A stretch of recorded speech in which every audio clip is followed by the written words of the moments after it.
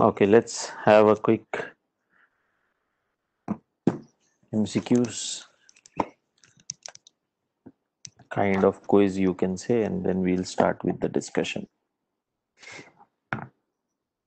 Okay, first question is on the screen. Give me the options in the chat box.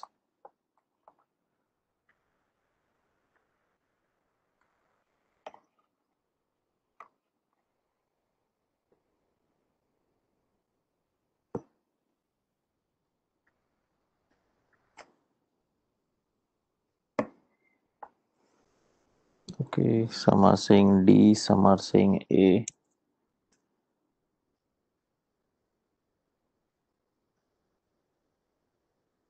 D, A, C.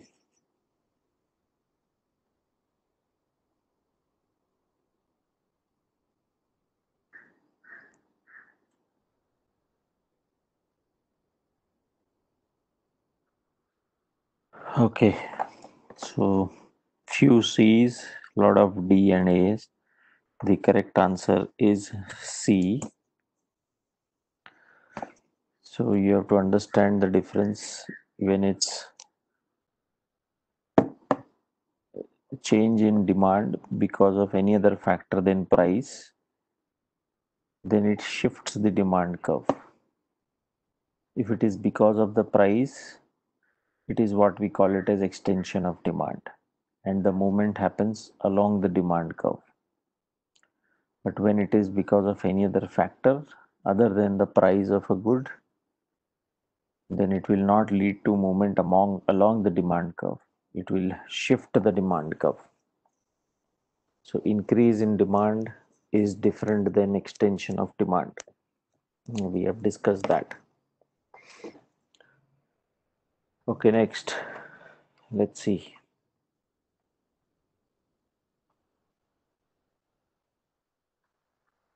A reduction in the cost of production will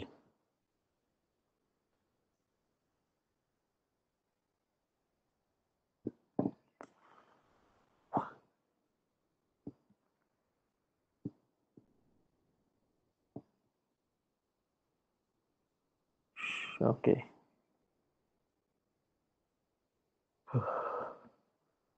You can't have two. Okay, you corrected. Yes, so some of you are right. It is the answer is C, shift the supply curve, because it is because of any other factor. It will not lead to movement along the curve. It will shift the curve. Had it been a price, the answer would have been A. Next, okay, this answer we'll skip. Okay, I showed the answer first. Increase in customers' income, again, any other factor other than the price will result in shift of demand curve. Okay, yes.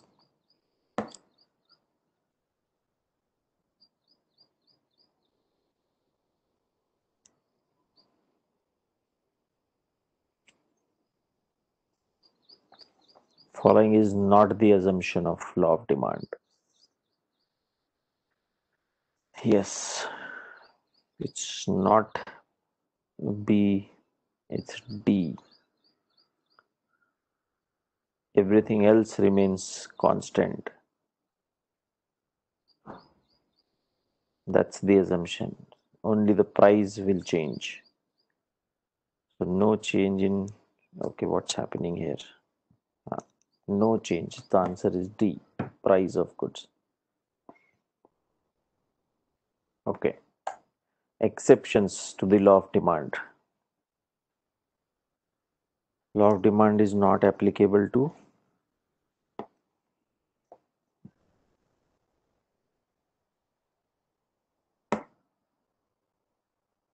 it is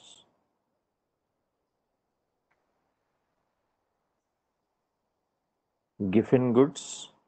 I'm giving you the hint. Giffen goods is an exception. Giffen goods means Answer is C. Yes, correct.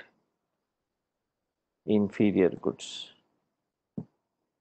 Okay, let's see how many of you give this one as correct.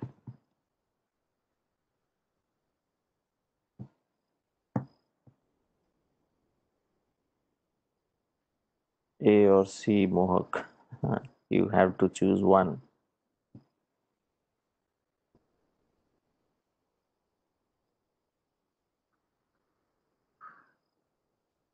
The correct answer is C, Central Statistical and Program Implementation.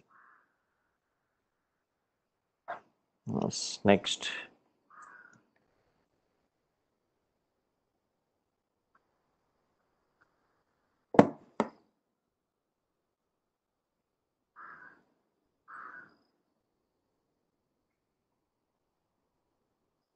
Yeah.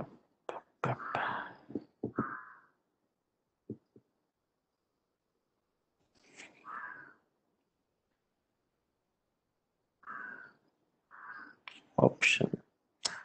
So A and C I'm getting. The correct answer is A, real GDP per capita. Okay.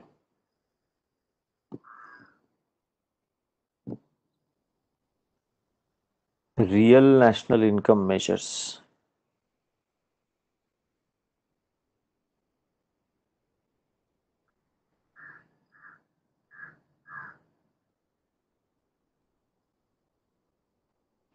Some are saying C, some are saying A, one saying D. So when you calculate real GDP, we take the base index where the price changes were not there. So we adjust the income for increase in price levels, which is what we say it as inflation also. So the correct answer is C. Okay, who was able to see it? Yeah, now it has come. Who was the first finance minister of independent India? Okay, the answer is coming there. It's A. Select the correct components of Union Budget of India.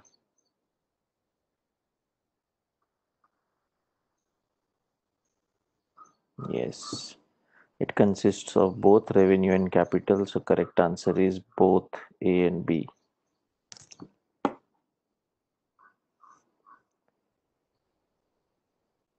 Okay, last one.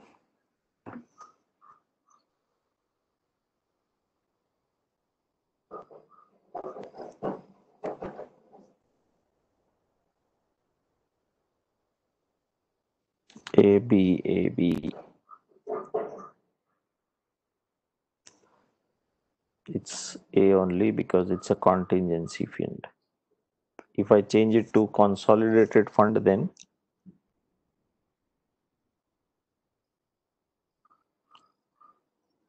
yes, then it's going to be B, but with contingency fund, it's going to be A. Brilliant. So that was a bit of practice.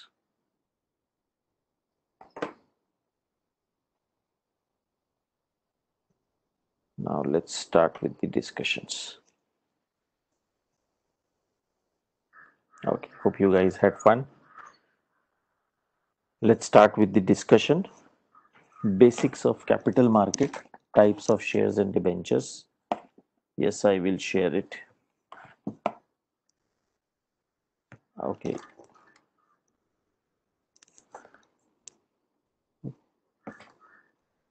Mohawk Consolidated Fund is the fund from where all the drawals happens. Contingency fund is, as the name itself suggests, it's for exceptional circumstances only. And because it is for exceptional circumstances, that fund is of 500 crores, needs a consent from parliament, and then It has also to be presented in the needs the consent of president. Then it goes to parliament, and immediately after the drawal from contingency fund, that fund has to be restored by transferring it from consolidated fund. Yeah, page number is 76. Now, capital market. If have you all seen the movie Guru, in which Abhishek Bachchan was starring and playing the role of Dhirubhai Ambani? In that, you must have seen a market where people kind of do the auction for the shares. You, some of you might recollect that scene from that movie. Yeah. Now, Guru movie, that was actually the kind of stock market we had in India earlier. Yes, Neeraj, you are correct. Now, from there to present situation, present times, where anyone can buy or sell the stocks or shares sitting at their home, even from their handheld devices, be it phone or laptop or be it an iPad. So from those days we have reached to this position. So a lot of development evolution has happened. The market has seen some tough times. Some scams came on the surface. Some of the famous name like Ketan Parekh, uh, Harshad Mehta. We have seen how they have played with the system, and the government has learned their lessons. So we are going to discuss about what role SEBI has played in all that. Yeah, Nirav Modi, again a scam, financial scam, which happened a couple of years ago. So we have seen that the market has undergone evolution, and that's the process. Which everything new which comes has to go through that. So be it individual, be it a new organization, be it a new law, be it a new regulator, they undergo a process of evolution, and we learn lessons during the way. We make mistakes, we learn from that. We see someone else making a mistake, we learn from that, and slowly we become a better version of ourselves. Now that's what the process of evolution is, and so is the capital market, which has gone undergone a process of evolution, and it's still evolving. That's the funny, I would say, not the funniest part, but the good part of the process, that you cannot say that it has stopped now. You keep on learning every day, and so is the case with the stock market also. So a little bit of history is given of the capital market. It started way back when India had not attained independence also. Since then, we have had stock market operations or capital market operations going on. Now, capital market is a market where companies, so there are two types of market, primary and secondary. You all must have heard about it. Primary market is where a company actually goes to public and asks for money by issuing the shares. That's what we call it as IPOs, or initial public offerings, or FPOs, further public offer. Now that's a primary market where the market as such is not playing a role. Company is going to general public at large or a section of society and asking for funds. But once I have invested in the shares, the beauty of this market is it makes a share as a tradable commodity, or a transferable instrument, the right word, so that I can take an exit from the investment whenever I want. Now, that's the difference between a listed entity and a shareholder of a unlisted or a private company. You have a shares of a private limited company. You cannot go to a place of market where you can sell those shares and realize your money. That doesn't happen because it's an unlisted, a private limited company. So in that case, you will have to find a buyer yourself and then sell it. That we call it as private placement also sometimes. But in stock market, if I have shares of Reliance, let's say, or if I have shares of ICICI Bank or HDFC Bank, I don't need to go with the share certificates in my hand, door to door asking, do you want to buy the shares? I just have to go on the market or the platform and sell those shares. Now that's the beauty of the shares of a investor of a listed company. It provides the flexibility to the shareholder to enter the market and to exit whenever he wants. To learn some of the basics, the type of instruments which get traded are shares and debentures, and this concept has evolved. There are many new instruments which have come, which are now used to raise the capital, but primarily uh, we have to understand here what is share capital, equity share capital or preference share capital, and the debentures. Now, equity share capital, as the name itself suggests, equity, uh, it belongs to the owners, and any shareholder who is an equity shareholder is considered as the owner of the company or a joint owner or a co-owner of the company.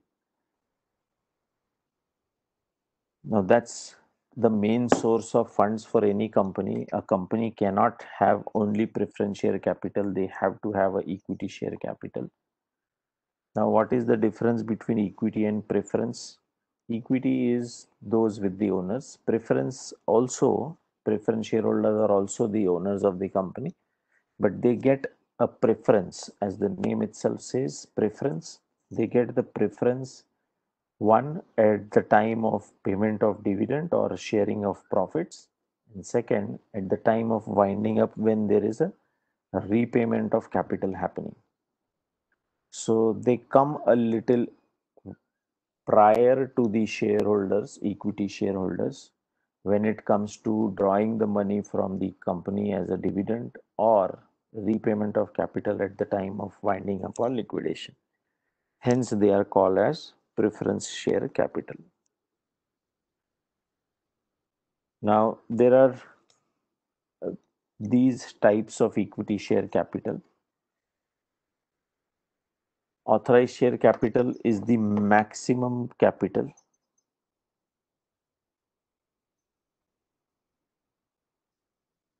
a company can raise by issuing the shares. So this is defined in the clause 5 of the Memorandum of Association of the company.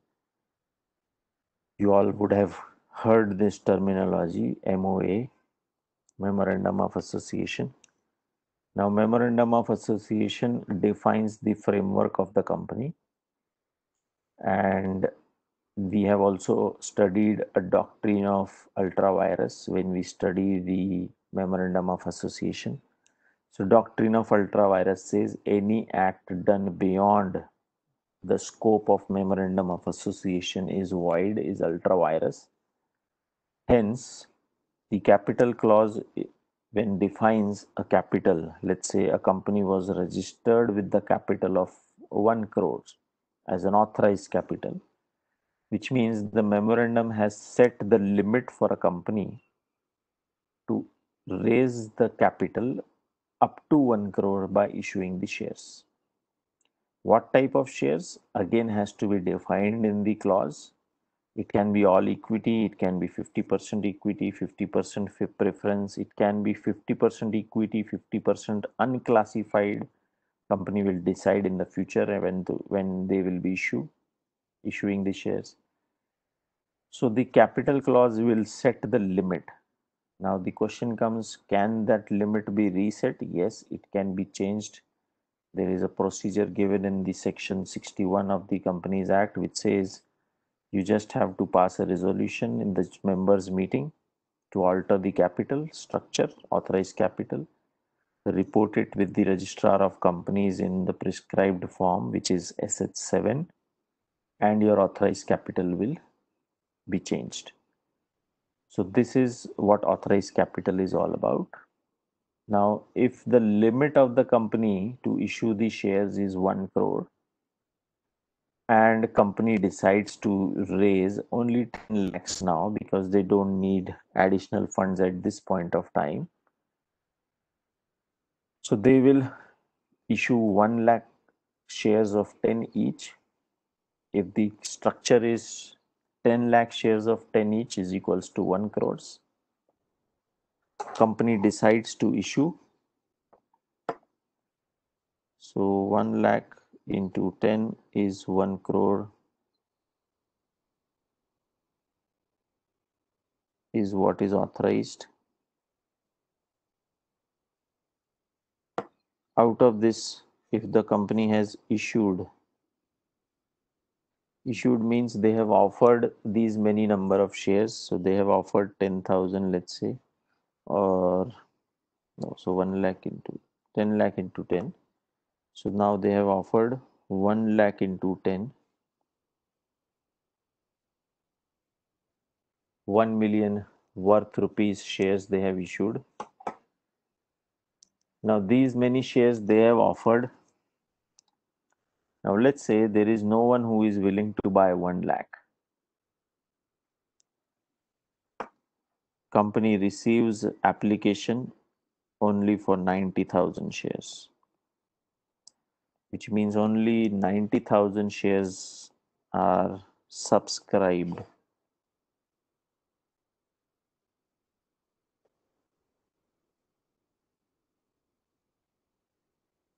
Right?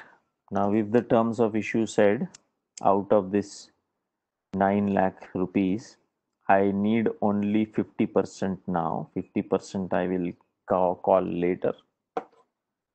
So shareholders who have decided or applied for 90,000 shares paid only 5 rupees per share because company asked only 5 rupees with the application. So company has received only 4,50,000. This is what we call it as paid up. So the actual amount paid up is paid up capital.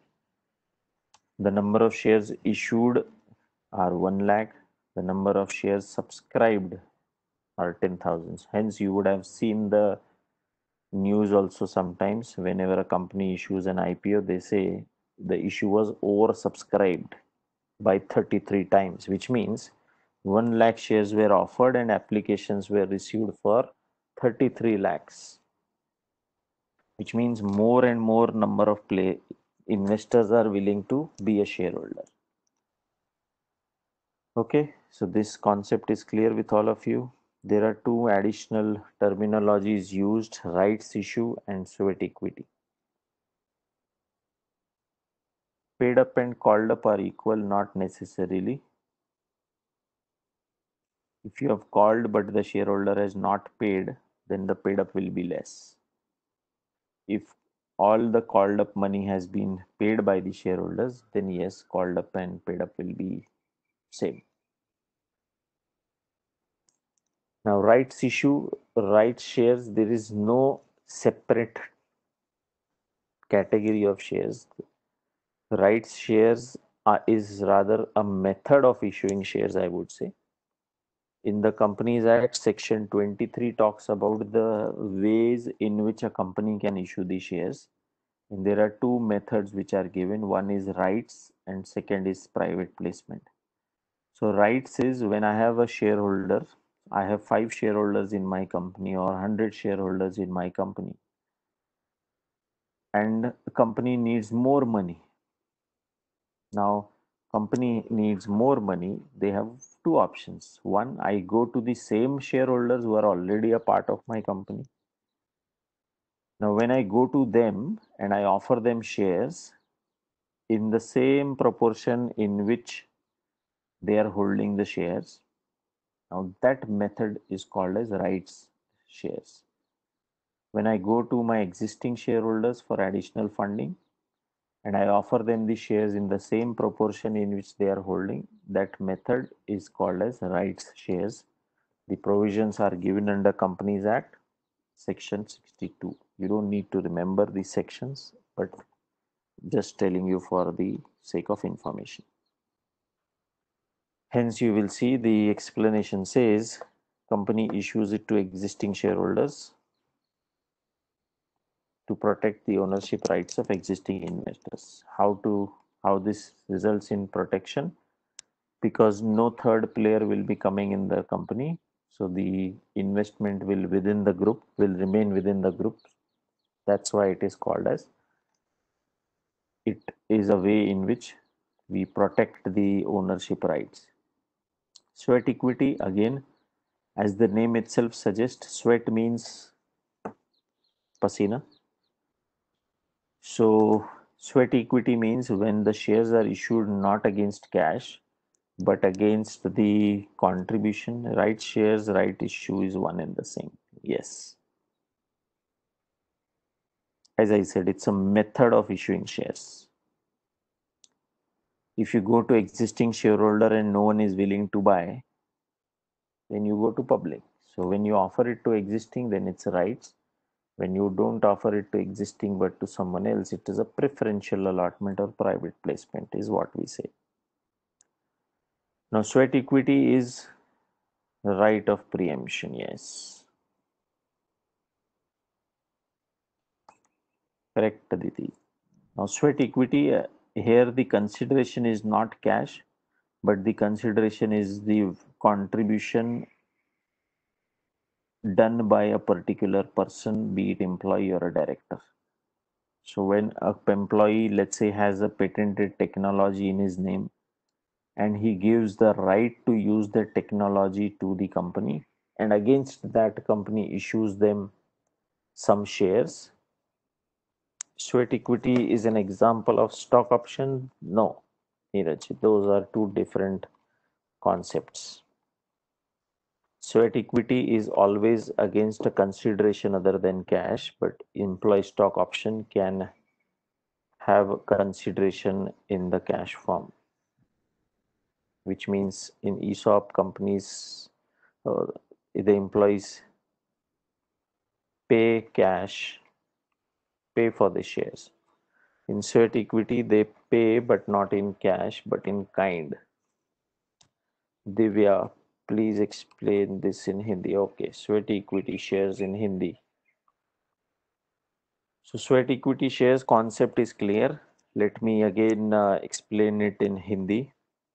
Sweat equity shares का मतलब, जब आप normally shares issue करते हैं, company issue करती है, तो उनको कैपिटल मिलता है. That's the reason company shares issue करती है. बट अगर कोई पर्सन है जो एम्प्लॉय है या डायरेक्टर है कंपनी का, जिसने कंपनी के लिए कुछ अच्छा काम किया है, कुछ अच्छा वैल्यू एडिशन किया है, फॉर एग्जांपल उसने कंपनी को अपना एक इंटेलेक्चुअल प्रॉपर्टी राइट दिया है यूज़ करने के लिए, कोई उसका पेटेंटेड टेक्नोलॉजी था, या उसने कंपनी के लिए कुछ अच्छा वैल्यू एडिशन किया इन द फॉर्म ऑफ उसने मार्केटिंग डिपार्टमेंट पूरा कंपनी को सेट करके दिया. कंपनी पहले सिर्फ फॉरेन में बिजनेस करती थी, उसने उसको डोमेस्टिक मार्केट भी सेट करके दिया, जिसकी वजह से कंपनी में टर्नओवर बढ़ गया, कंपनी का प्रोडक्शन बढ़ गया. और कंपनी चाहती है कि ये जो बेनिफिट उसने दिया है उसको हम कॉम्पेंसेट करना चाहिए by way of issuing him the shares. Now ये जो शेयर्स जब इशू होते हैं जिसके अगेंस्ट कंसिडरेशन, इसके अगेंस्ट कंसिडरेशन कैश नहीं है, इन काइंड है, ऐसे शेयर्स को हम स्वेट इक्विटी शेयर्स बोलते हैं.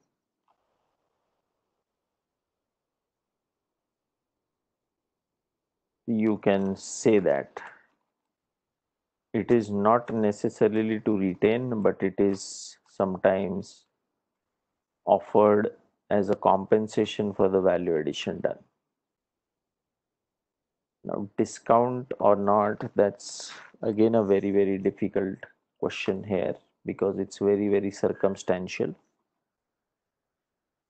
For example, it is always against the value addition or against some consideration other than cash. Hence, you need to have the valuation done. And valuation is always very, very subjective. I value a company at 10 rupees, you may not value it at 10. I value a product at 100 rupees, you may not value it the same, right? Hence, we say the cost and value are two different terms. Last topic, which one? Sweat equity again. Sweat equity shares are those shares which are issued to employees or the directors of the company against some consideration which is not in cash. It can be towards the technology provided by the director or employees. It can be towards the value addition or some services which are provided. Issuing at discount is not allowed under the Companies Act 2013. The only exception is sweat equity. And why we say exception? Because company is not getting any money as such. They are getting an asset or it is against some value addition. Right? Now let's go to preference. Preference shares, as I said, they are also known as preferred stock, where they get the preference for payment of dividend and they are entitled to be paid from assets before the common shareholders. Common is equity. So they will have two preferences, dividend as well as repayment of capital. There are certain types of preference shares. Let's discuss those one by one. Cumulative. Cumulative preference shares are those preference shares where the dividend on the shares gets accumulated. Now, dividend is share in profit. And when a company has not earned profits, they are still liable to declare dividend to the preference shareholders if those are cumulative. So the dividend will not be paid in the year in which company has losses, but it will get accumulated, which means if the next year company makes profit, the company will have to pay the dividend for the last year as well as for the current year.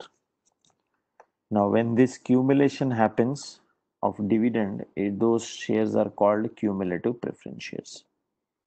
But if the terms of the preference shares clearly specify that the dividend will not accumulate, it will be non-cumulative. In that case, the dividend will not get accumulated. If nothing is mentioned, it will be cumulative. Similarly, redeemable preference shares. Redeemable preference shares means those preference shares whose capital will be redeemed. Redeemed means repaid within a particular period. If the preference shares are not redeemable, they will be convertible. Either the capital will be repaid or it will be converted. Converted into what? Converted into equity shares.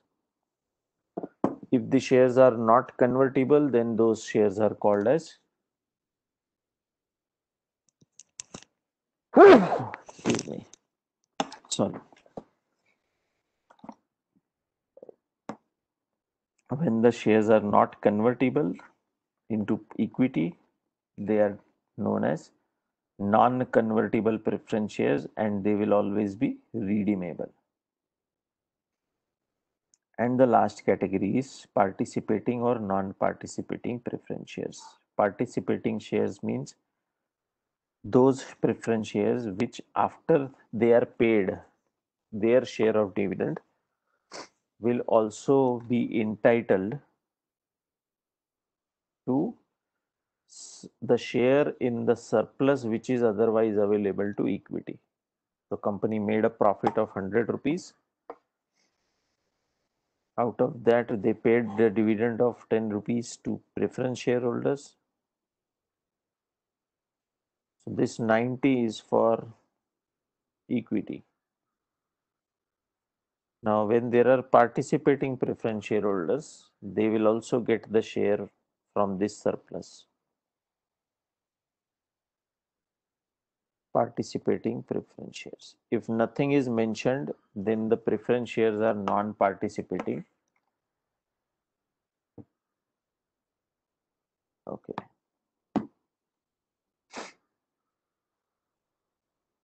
Okay, so these are the different types of preference shares.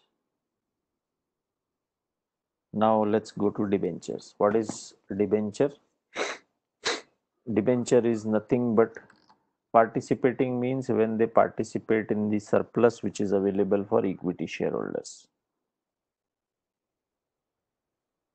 Yes, so after getting their share of profit, they are also entitled to the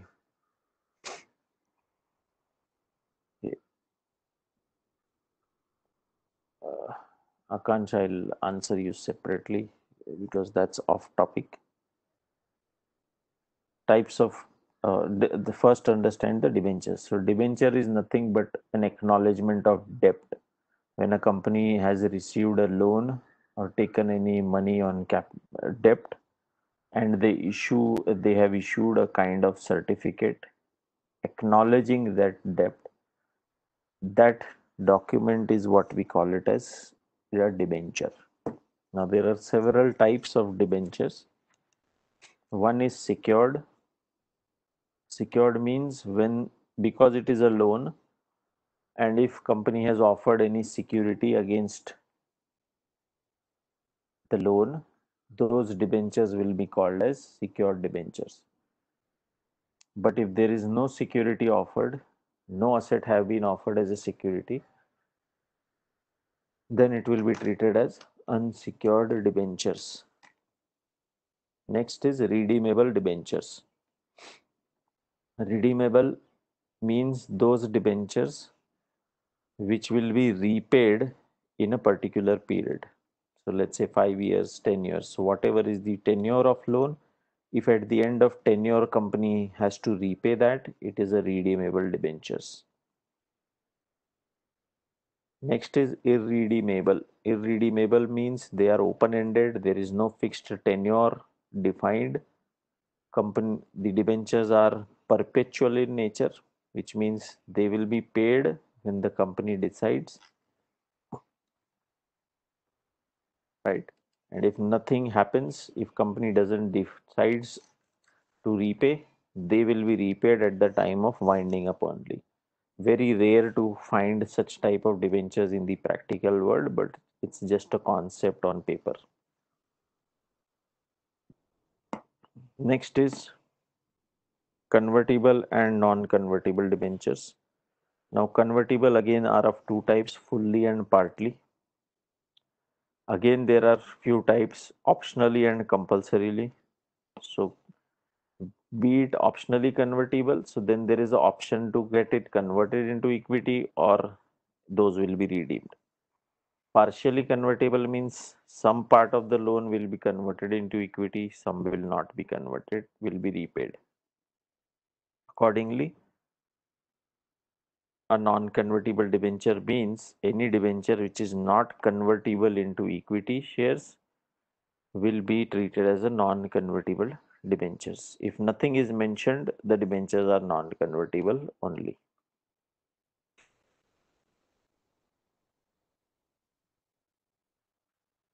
Okay. Bearer and registered. Bearer is nothing but something which is transferable by transfer of delivery. Registered debentures can be transferred only after execution of some document, transfer document. Okay, now there are few schemes which government has launched for the benefit of startups. It's primarily for a particular section of uh, entrepreneurs. So first scheme which we are discussing here is called as Furti, scheme of fund for regeneration of traditional industries. Now, what is this scheme? The objective of the scheme is to organize the traditional industries and artisans into clusters.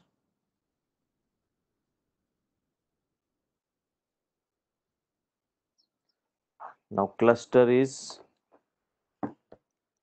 bearer debenture again. Bearer debenture is those debentures which does not have any name mentioned on it. It is transferable by mere transfer of delivery. If I have a document, it's mine. If I give it to you, it becomes yours. That's what we call it as bearer. When it is registered in the name of, it can be transferred freely, yes.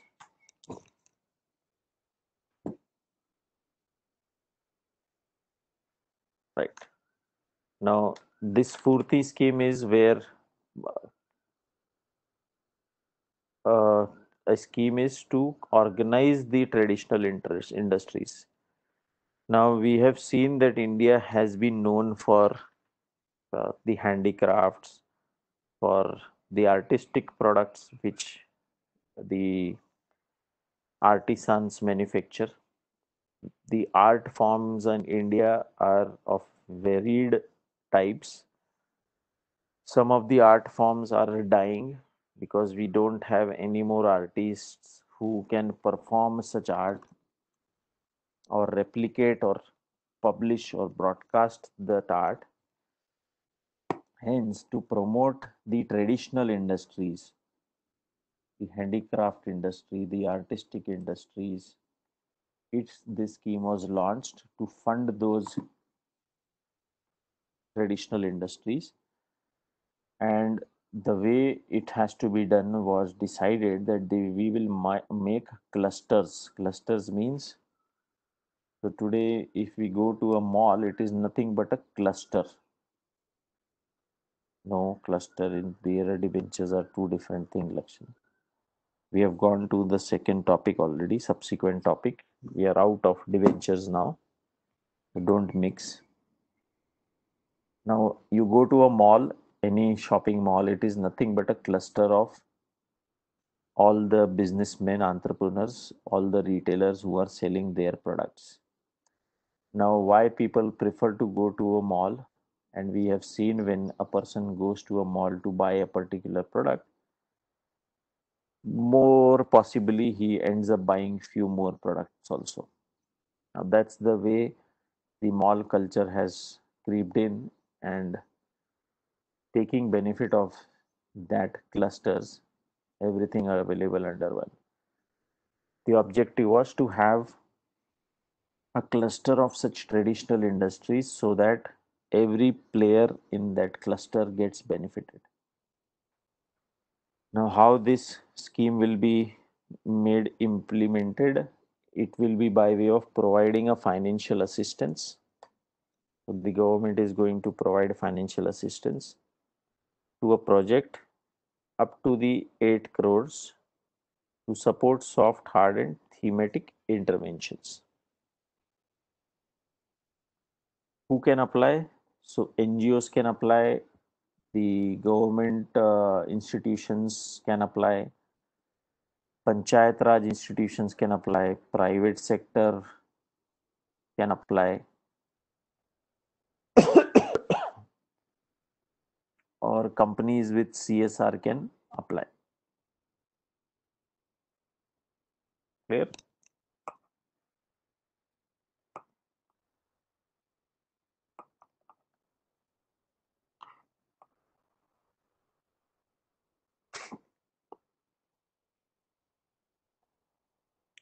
The second scheme which government has launched is the scheme for promotion of innovation, rural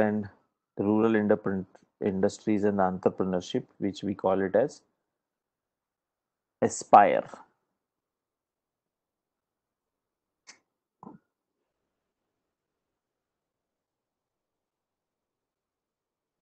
Objective of this scheme are to create new jobs, reduce unemployment.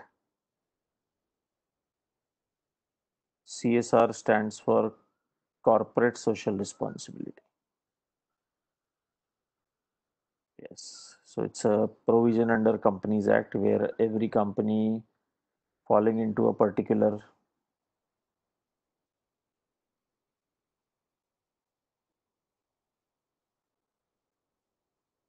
Akansha, I told you I'll come to you. Let's have, because it's a question off the topic, I won't don't want to discuss it now. We'll discuss it offline, please. Yeah.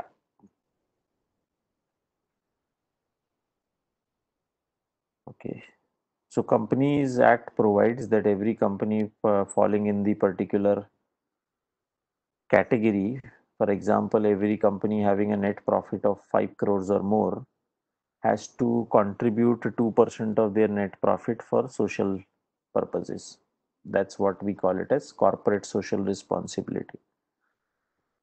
Now, this has been introduced in the new Companies Act 2013.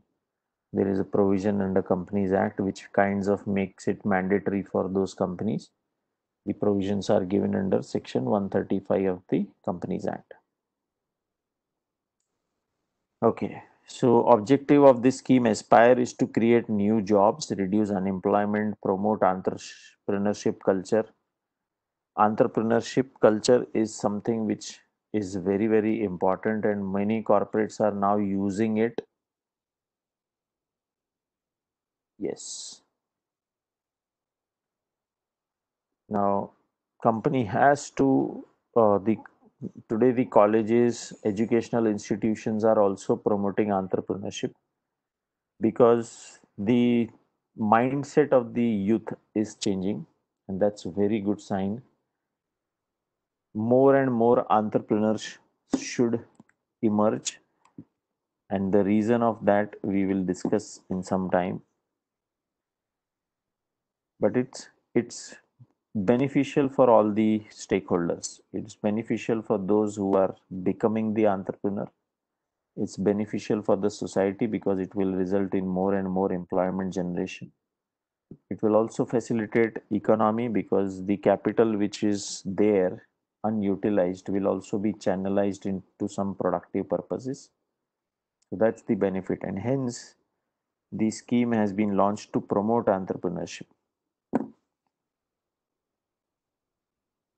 How the benefit is provided or assistance is provided, then 80 livelihood business incubators to be set up by NSIC, KVIC, or COIR board, or any other institution, agencies. Now, what is incubator? Incubation center is a place where now a lot of colleges are coming up with uh, incubation centers.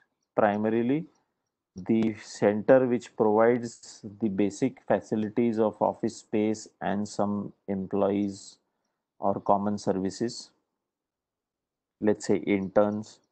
Now that place which provides all these facilities is called as incubation center. So in an incubation center you will find many companies. In colleges, if you would have visited any incubation center, you would have seen a college building is turned into an incubation center. In each room there is a separate company, and all the students of colleges from respective stream become interns in those companies. So the students gets the opportunity to learn on the field. The companies get the benefit of having a resource at an economical price. So both gets benefited. NSIC is National Small Industries Corporation,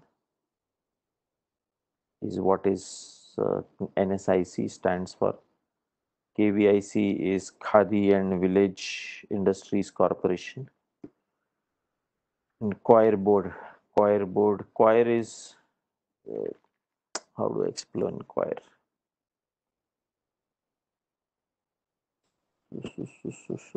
So the coconut, the external part of the coconut, which is used for making of ropes.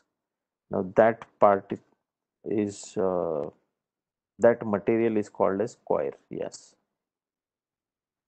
Placement center is only for getting the students placed in companies. Incubation center is where college promotes setting up of your own entities. That's the difference.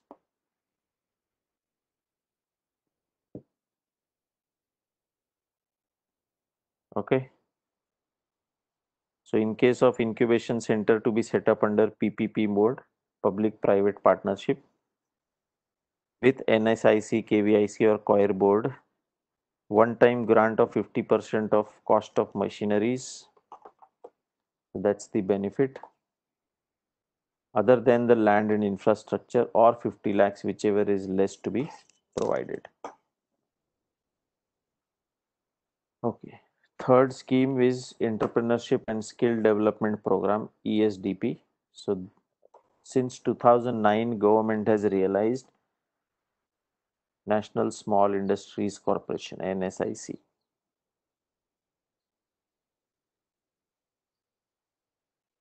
See, NSIC is given.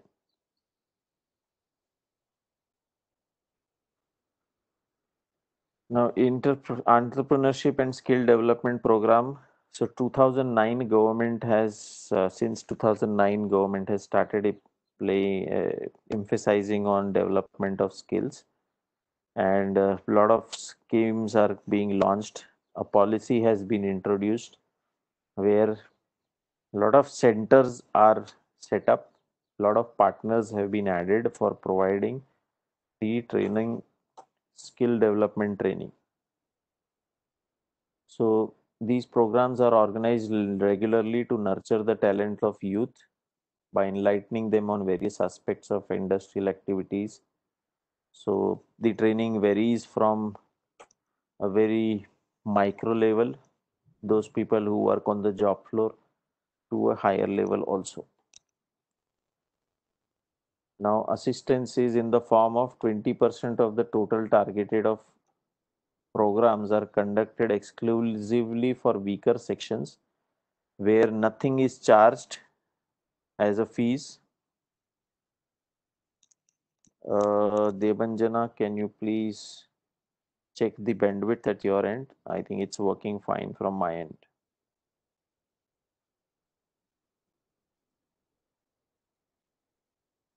Yeah. Rather, those weaker section, when they work, when they learn, they are also paid a stipend of 500 rupees per month. And no fee is charged from the candidates under this program. So free of cost training is provided so that the skills are provided and the people can be employed in the industries. Now for startups, okay, for schemes under NSIC, a scheme of single point registration. So government has launched this program where they register micro and small enterprises under single point registration scheme for participation in government purchases. And today you have a portal called GEMS portal from where the government procures their products. So that's the platform which has been introduced recently. And all the procurements by the government are done through tender procedure through that portal only. Now for startups, we will discuss the startup as a concept in a little while, but as of now, it's a very buzzword in the industry. There are few schemes which have been launched, especially this scheme which we are talking about is venture capital assistance scheme. This is for all those startup entities operating in the sector of agriculture. So agribusiness projects. So therefore you will see the eligibility criteria is farmers, producer groups, partnership or proprietary firms operating in that agricultural business, self-help groups, companies, agri entrepreneurs, units in agri export zone, agricultural graduates, individuals, or in groups of setting up of agribusiness. So primarily the support, venture capital is the funding is provided to these entities to set up their business or for preparation of detailed project reports through project developmental facility. So to provide them capital, this scheme is launched by the Ministry of Agriculture and Farmers Welfare. Now, next scheme is CPIT, Support for International Patent Protection and Electronics and Information Technology. Now, this scheme is to facilitate or to promote registration of patents and encourage innovation and recognize the value of intellectual property rights. Now, patent filing is a complicated procedure. It's a complex process. It takes good amount of understanding of the subject and it's a little costly affair. Now, what is a patent? Patent is a new invention, a new process developed which has a marketable value, which has some realizable value. In India, if around 40,000, 50,000 applications are filed for patents, which is to protect the technology, protect the invention from getting copied by others. If 50,000 applications get filed, 90% applications are from applicants out of India. And if you see the companies from US, their intangible assets in their financial statements runs into pages. And in India, the intellectual property assets which companies have are hardly mentioned in the balance sheet in half a page or maybe a full page max. Now, to promote, because patent has a value. Today, I have a technology.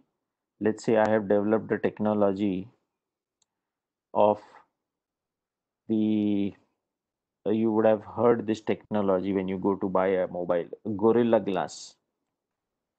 Now imagine if Gorilla Glass technology was by some Indian company, then every manufacturer of mobile phones who wants to use my technology will have to pay a royalty to me. So I have done nothing. I have just developed a technology, got it patented, and then I have given licenses to other companies to use it. And now I'm just earning the money based on the invention I have done or innovation I have done. Now that's a very, very important asset which has to be recognized. And to promote that, what US has done is they have captured the patents for most of the invention or innovation happens.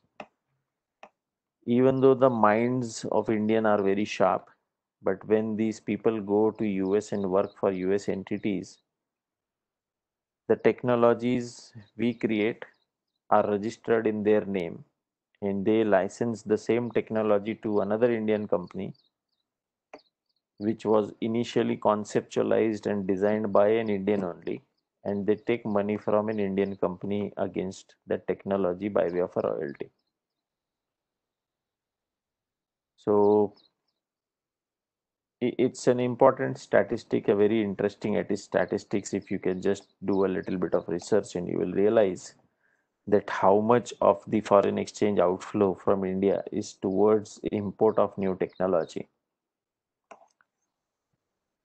And hence you will understand the importance of intellectual property rights.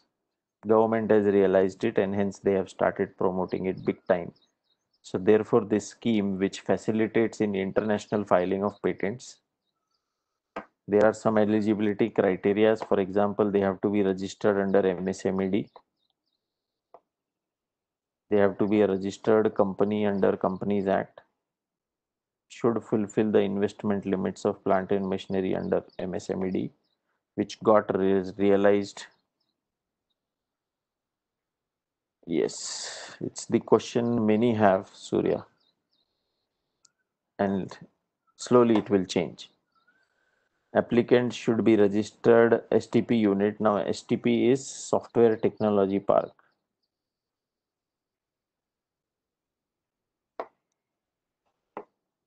So, it was a scheme which was launched by the government. Under that, a company unit has to register itself that I am a IT sector or a IT enabled company.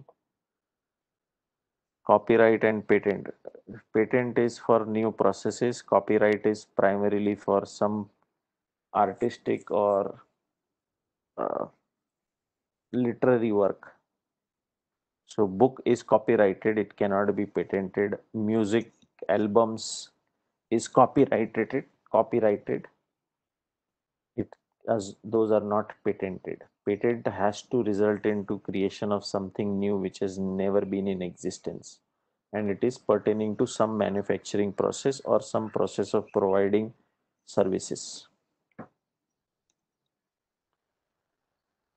Clear?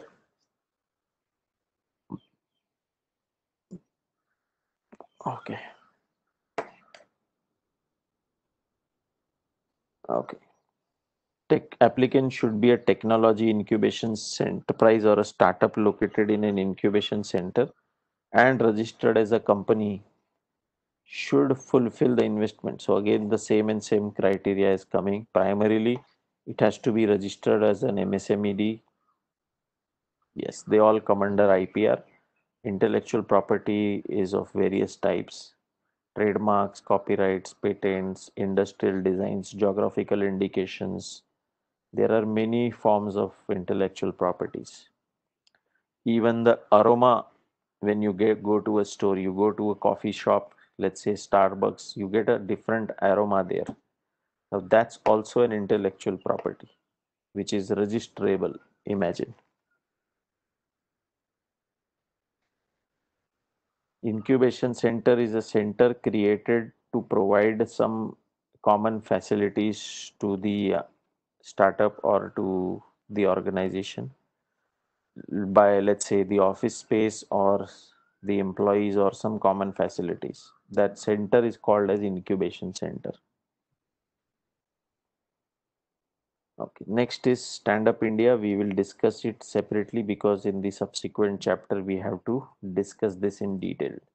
So we'll go to the next chapter and discuss it. Clear? So this is about the chapter number 4. Fifth we have already discussed, so we'll move to the sixth one now.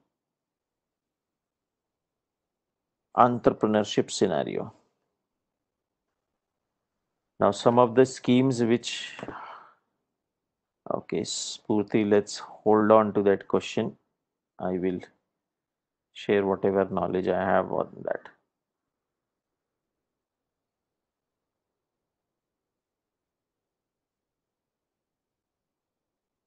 Okay.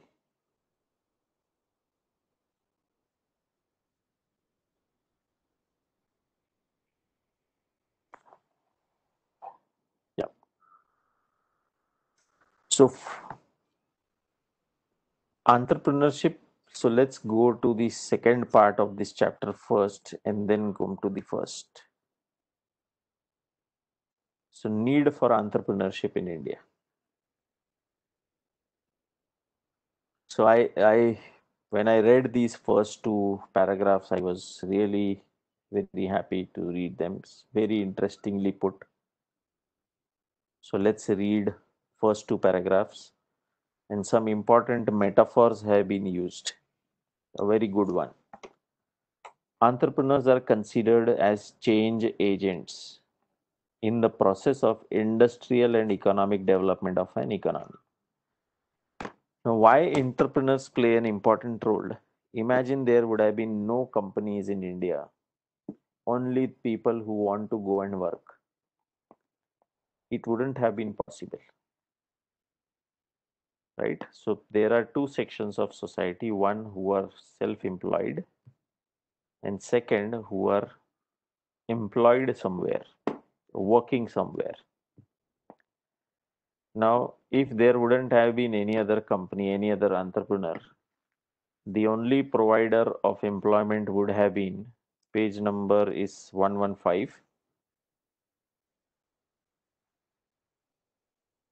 the government. Now, imagine how entrepreneurs play a very important role. So just think it through. There is a company. We all together decide to set up a company, right? And the company is going to be for manufacturing of, let's say, some product. Let's say we want to manufacture uh, uh, uh, uh, uh, the masks, let's say. In the present scenario, those are in demand. Now we want to set up a factory which is a world class setup, latest technology, and to produce quality and economical products, economical masks, right? Now let's say hundreds of us together form a company, become a shareholder. Now each one of us invests some money in that, let's say 100 rupees, let's say 1000 rupees each. 400 persons, 400 shareholders, 1000 rupees each results in 4 lakh. We need to buy a land, so we need to go and find a land for ourselves in some industrial state which will need capital. Then we'll need machinery, we will need capital. So today we'll go to bank and give them the project report. This is our project, we need 5 crore rupees as a funding. Now 5 crore rupees is the invest loan which the bank will provide to us. Now that money, 5 lakh 5 crore rupees, from where bank got that money? That money was lying with the bank because the customers of the bank who have accounts with them have deposited that money there. But that bank has to invest that money in some project, so that bank also earns a interest on it. Imagine bank has no person, no customer who is willing to take loan, from where the bank will give interest to their deposit holders, which means that money has to come into the system and get employed somewhere from where the return can come to the bank. Now that is one important role which an entrepreneur plays. It channelizes the savings of people into some constructive and productive purposes. Second, let's say we got the money, we are paying interest to the bank, bank is paying interest to their depositors. So bank is getting benefited, the customers of bank are also getting benefited. Side by side, I have created a company. I need more people to work with me now. So I recruit staff, which means I generate employment. So second important role of an entrepreneur is they bridge that gap. They distribute the income in the sections of society. I pay interest to the bank, I pay salaries to my staff, I pay taxes to the government, and then whatever is left, I take home as a profit. Now, one new company comes in, so much of the financial activity or developmental activity happens. Imagine more and more companies come to India. The products which country imports today, if they start getting manufactured in India only, the burden on the government also will reduce because they don't have to maintain a foreign exchange reserve for making import payments. They will have huge foreign exchange reserves, which increases their power in the global economic scenario. Hence, the entrepreneurship is very, very crucial. Now, if you'll see the need, we have already covered it through an example. They promote capital formation by mobilizing savings of people which are there in the bank. They create immediate and large scale employment. They promote balanced regional development because everyone will get employed, they will also get paid. So the regional development will also be balanced. Plus, it's not that only one city is getting developed.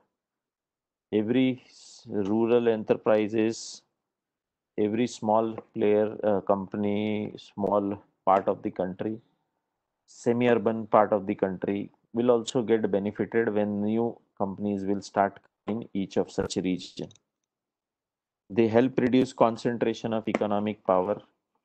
If more number of entrepreneurs are there, the employment generation is happening, the profits will be earned by the entrepreneurs. So the economic power will not be centralized or concentrated with few major corporations or few companies or few families. Everyone will benefit from the growth. So reduce in concentration.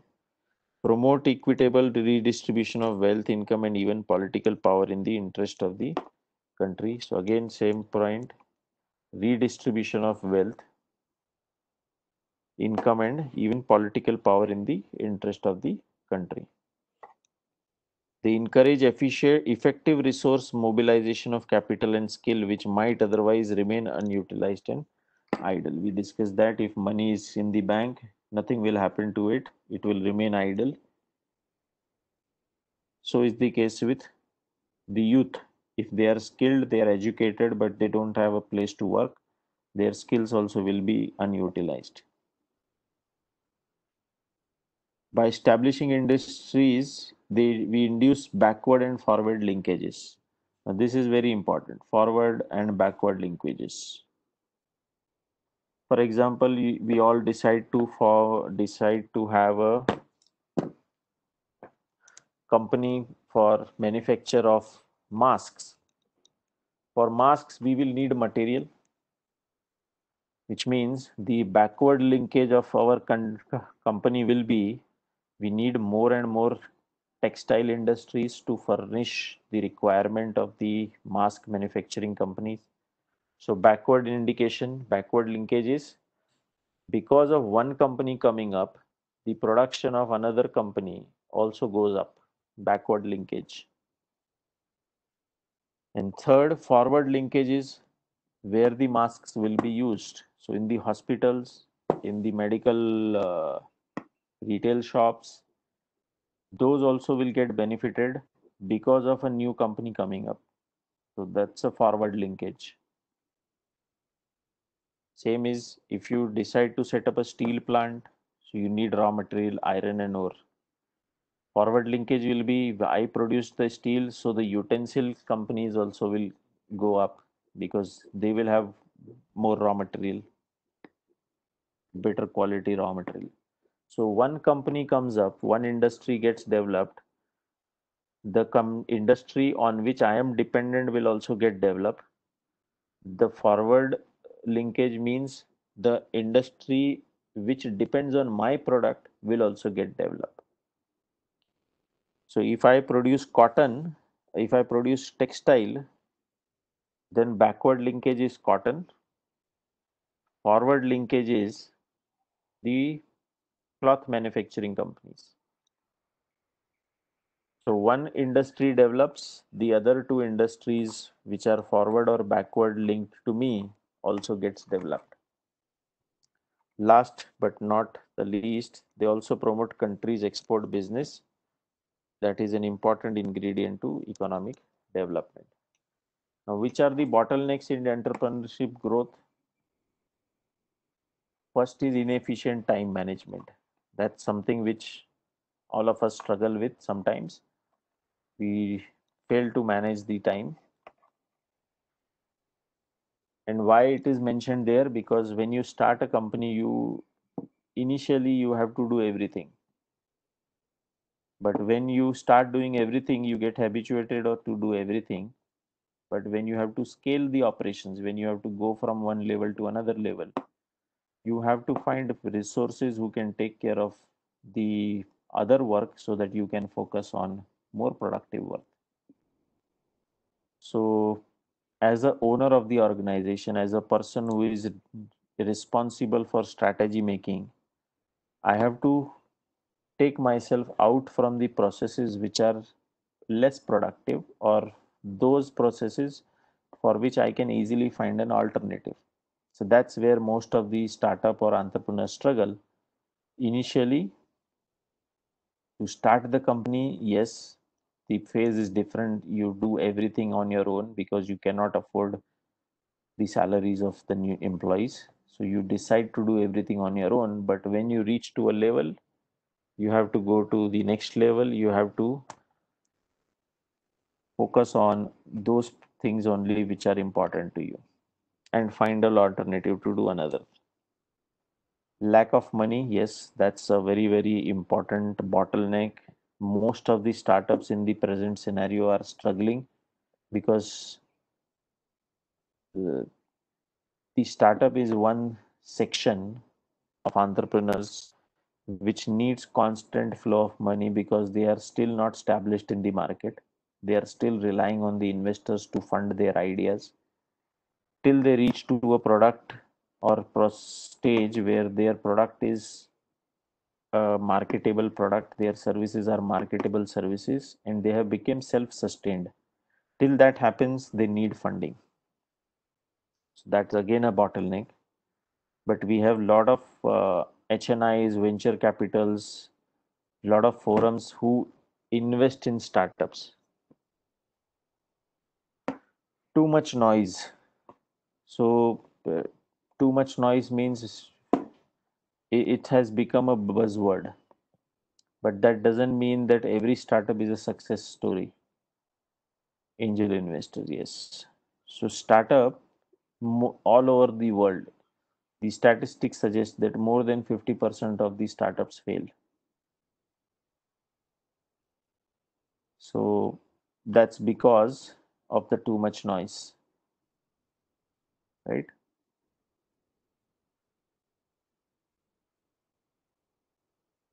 Small or non-existent network. I read it somewhere that as much as too much noise means too much players without thought we enter. We have seen companies coming up with a startup and everyone is very emotionally attached to the idea. So they start working on an idea, but without really evaluating the process, without really evaluating the need of the product. We have seen companies investing huge amount of monies, owners investing huge amount of money on a particular idea. For example, I have seen a lot of startups who failed because the promoters never did the exercise of evaluating the product or services, whether this is going to be an economically viable project or not. So it's easy to get fascinated by an idea, but you really need to do the necessary due diligence and evaluation process before you really come up with an enterprise. I can give you hundreds of examples where the startups have failed because of this reason. Yes, means to know feasibility. There are processes, there are means, there are strategies. You can do that.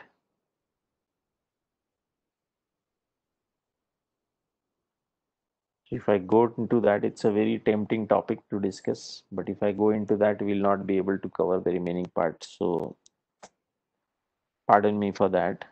But yes, there are means where we can check the feasibility or viability of a project. A small or non-existent network. I read it somewhere, and since then I have understood or realized how important having a good network is. A person is known by the average of the five people he's more normally associated with. So a person is known by the average of his company, is what the saying goes. If a person hangs around those people who are successful market leaders, you will see those people will also develop fast, will have a growth chart going upwards. But if someone hangs around those people or in their network, they only have people who are performing below them, then their growth will not be as high as it should be. So the potential is one thing, but network is also important.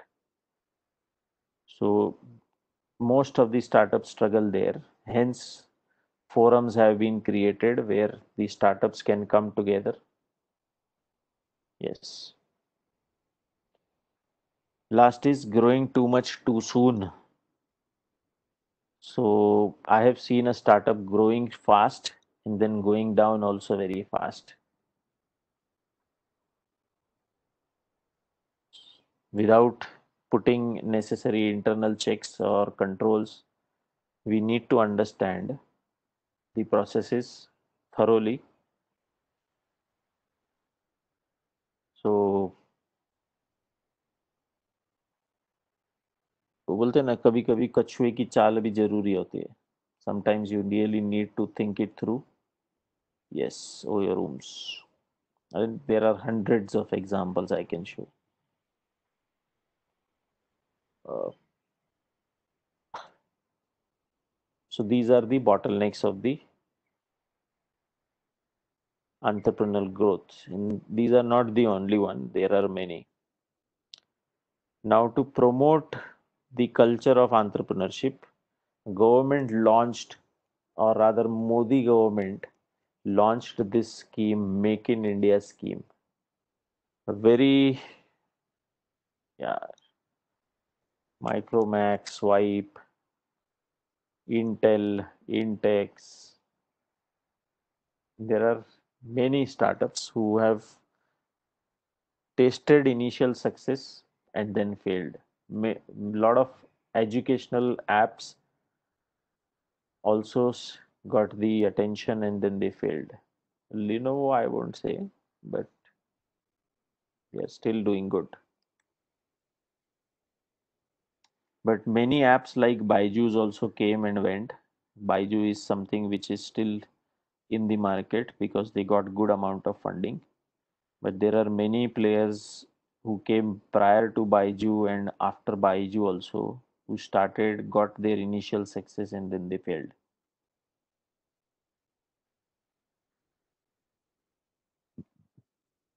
Yes, you can look at their financials and see. So Make in India was an important initiative taken to promote entrepreneurship. It was launched in the month of September 2014. Exact date is 25th, if I'm not wrong. And a lot of countries actually praised India for coming up with this scheme, including America. Now, it was launched uh, by the Modi government, and the slogan which he used, or the motto, mission which he mentioned, was zero defect, zero effect policies, which means Indian products have been categorized in the past as products of substandard quality. So he says we need to work on the quality, which means our product has to be zero defect, and there has to be zero effect, means zero effect on the environment. So we will achieve sustainable growth. It's not that we will achieve growth but compromise on our existence or environment. Hence, it the slogan which he used was zero defect, zero effect policy. 25 sectors were identified initially, and 24 cities were identified, which will be a part of this scheme. Smart cities, we can say. The policies were amended because many companies who came to India from foreign had this feedback to the government that India is a country where a lot of resources are available, but sometimes it's the policies and the way those policies are implemented creates a struggle in the economic growth. So that's the reason government launched this initiative and made these changes in the policies. Some of the things which Modi said in his speech, Narendra Modi said in his speech was, first, let's develop our country. First, let's develop our skills. And then we'll go and ask for the investors to come and set up their companies in India.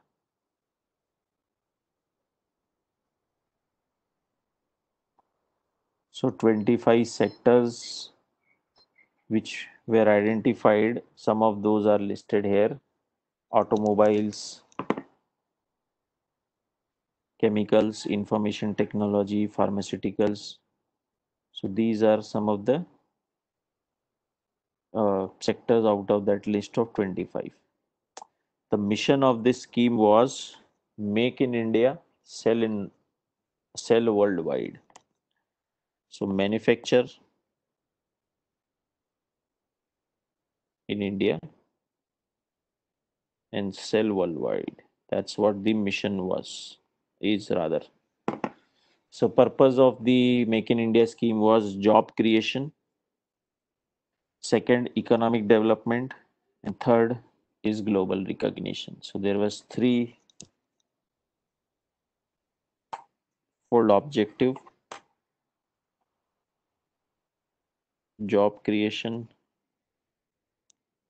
economic development, and global recognition.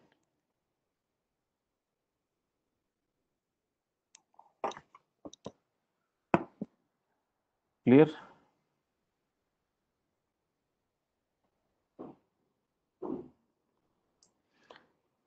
Now, how this will be achieved? There is a process, there is a website for this scheme, Make in India. If you want more details, I would suggest, to satisfy your curiosity or for academic interest perspective, you can go and visit the website. Second scheme which the government launched, which was also there in the fourth chapter, was Stand Up India. Stand Up India is for women entrepreneurs. So you will see the eligibility, it is SC/ST category or women entrepreneurs of 18 years or above.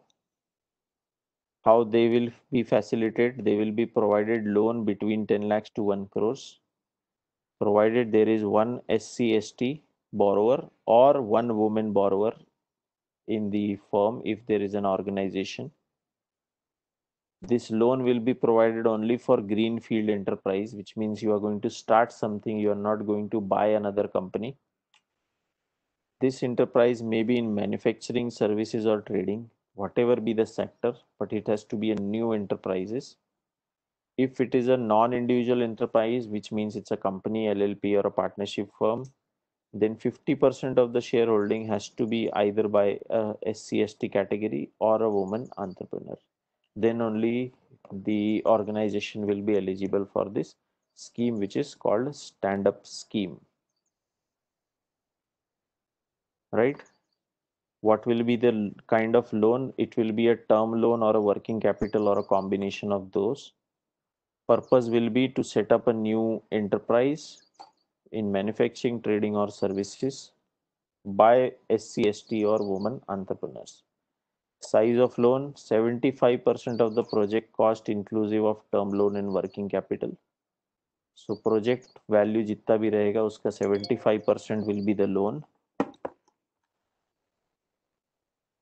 Interest rate will be linked to base rate or MCLR, marginal cost to lending rate, plus 3% plus 10 or premium if any. Repayment is within 7 years maximum moratorium period. Moratorium period means that period where you don't have to pay interest, you don't have to pay principal. Sometimes it can be principal moratorium only, which means you have to pay the interest but don't repay the principal money.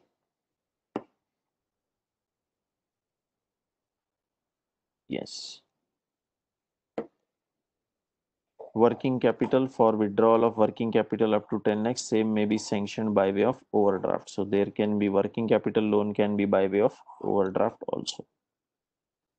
So again, there is a website for this scheme. For each of the scheme, there is a website. Government has come up with the website. Margin money scheme envisages 25% margin money which can be provided in convergence with eligible schemes, while such scheme can be drawn upon availing advisable subsidies or for meeting margin money requirements. So at least 10% project cost has to be by the owners. Yeah, it's time. So this is all about Stand Up India scheme. We will discuss the startup and the remaining part in the subsequent chapter. So we will cover in the next session the remaining part of this chapter, and then we'll go to the key government institutions. That's an important chapter. And in the last 15-20 minutes, we will cover the seventh chapter also, which is less of a concept but more of the facts. Okay, so in case I have missed to see any question in the chat box, please ping me on the WhatsApp. My number, I'm putting it on the chat box. Send those who haven't got the drive link, please request me on the WhatsApp. I will reply to that. It's already the time, so I don't want to unnecessarily extend it. Thank you so much. God bless you, and look forward to connect with you again on a Tuesday. No, Tuesday is the last class. This is not the last one. Thank you. God bless you guys. Stay safe. Take care. Bye. Thank you. Wish you the same. Wishing you a wonderful weekend.